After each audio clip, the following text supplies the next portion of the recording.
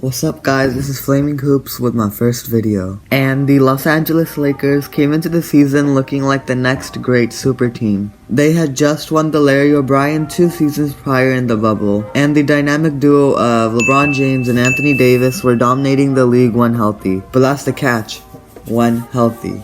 The 2020-21 NBA season had the Lakers plagued with injuries and misfortune. Anthony Davis suffered a calf strain on Valentine's Day 2021, which sidelined him till the playoffs. LeBron had to carry the team's burden himself at the ripe old age of 36. Obviously, he was bound to get injured. He rolled his ankle in late March in a pretty controversial play by Solomon Hill, and the supporting cast wasn't helping much either, with their quote-unquote third option Dennis Schroeder having a disappointing season. Their centers Marc Gasol and Montrezl Harrell underperformed, and the Lake Show in general didn't play up to standards. So, the GM activated and went berserk this recent offseason. The Lakers re-signed their previous championship-winning center Dwight Howard and traded for their old point guard Rajon Rondo. Carmelo Anthony left the Trailblazers in free agency to sign with the Lakers and provide some scoring. Also, young players like Kendrick Nunn and Malik Monk came in to provide youth and versatility. On 2021 draft night, the Lakers traded the 22nd overall pick Dennis Schroeder,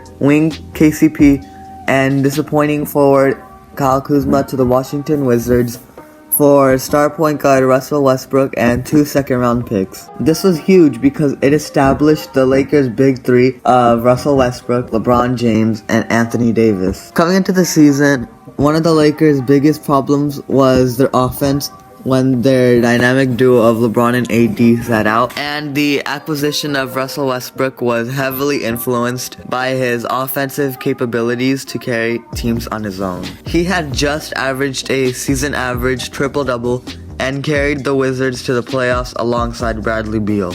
But things haven't really worked out in LA, and they're currently in the play-in tier in the standings, and LeBron is carrying his team once again at the age of 37.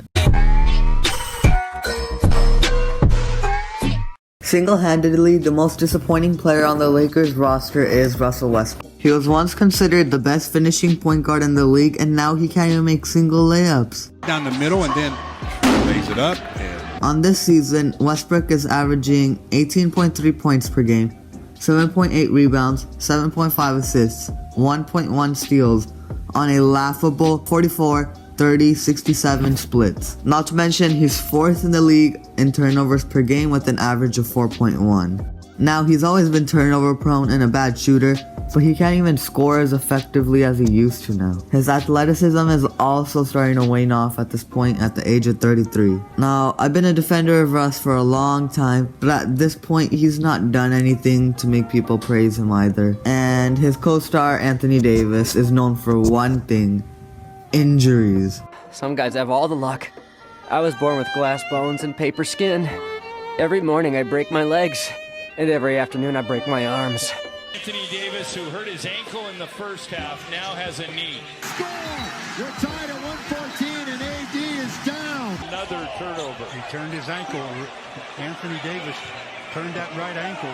He's only played 37 games out of the 58 LA has played this year. Even his stats are down, with him averaging 23 points per game, almost 10 rebounds, 3 assists, 1 steal, 2 blocks on 54-18-71 splits. Alright, before I start flaming AD, let me give him his props first. Don't get me wrong, he's still an all-star when he's healthy and is still a great defender. Alright, that's about the good stuff I have to say. Now, the bad stuff. But his shooting has gone from 34% from 3 and 84% from the line 2 seasons ago to a putrid 18% from 3 and 71% from the line now. 18% from 3 for a guy who's considered to be the best hybrid big man of all time. Giannis, of all people, is shooting 13% better from 3 this season, and he's shooting a below average 31%. AD's injuries have also hampered the Lakers' consistency this season, because he's proved he can't be a number 1 this season that leads the team. Seriously, I'm starting to question if his prime days was on the Pelicans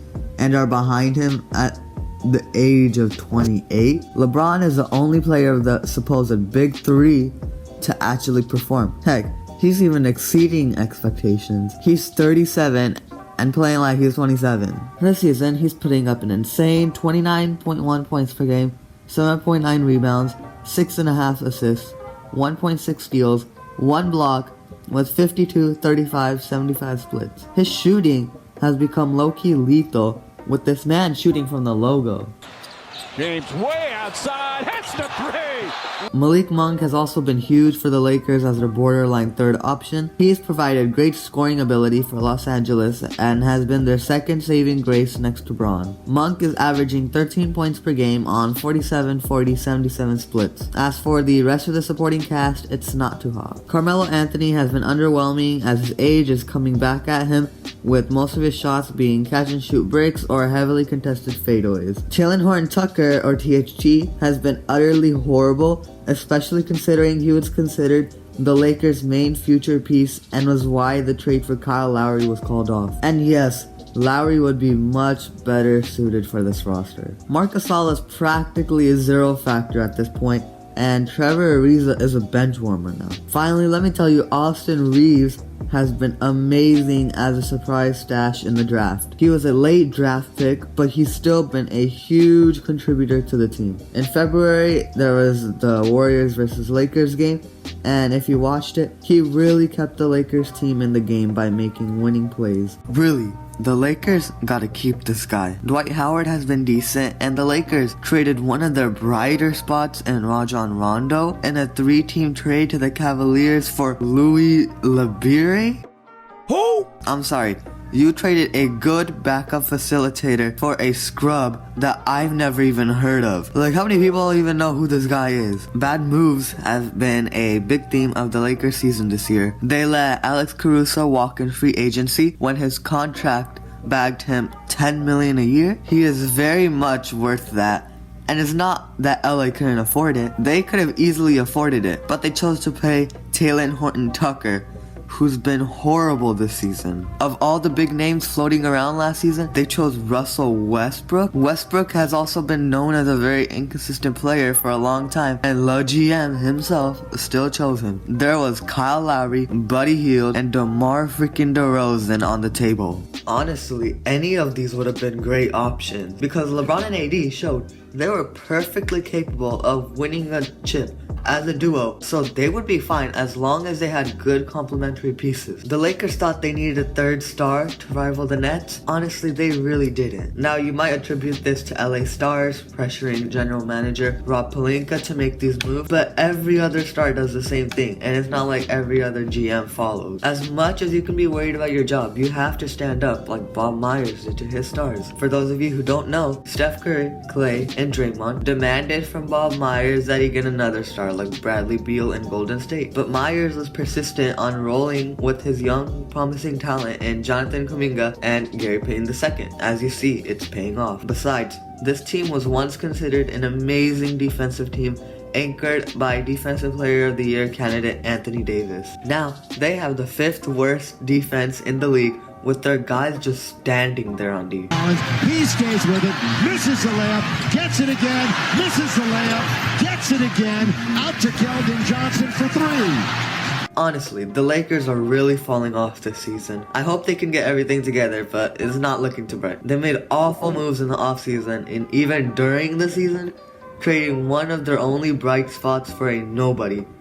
No, really, tell me you know this guy. Their defense has fallen off a major cliff, and they've really lost that chemistry that got them a banner. The fact that they're in the play-in area right now is disgusting. Hopefully they can turn everything around, but it's not looking too likely.